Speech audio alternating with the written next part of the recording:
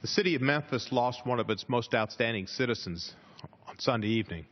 D'Army Bailey, who had served as a judge in the circuit court for nearly 2 decades, was a national figure, recognized as such in the New York Times yesterday with a very large and meaningful obituary.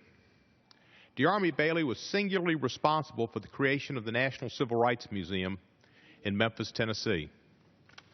There was a time where the Lorraine Motel, which is the site of the National Civil Rights Museum and the site of Dr. Martin Luther King's assassination, was going to be foreclosed and possibly demolished.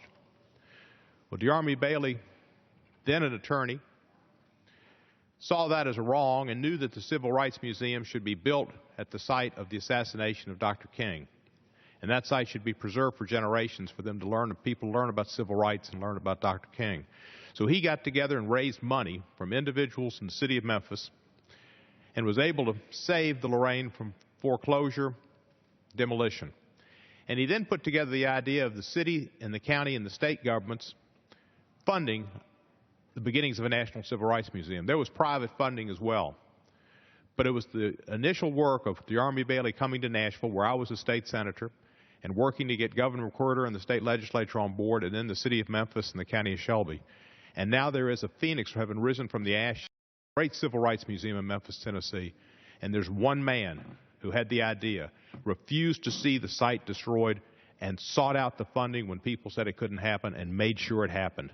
That was D'Army Bailey, Judge D'Army Bailey. He was recognized because he spoke truth to power.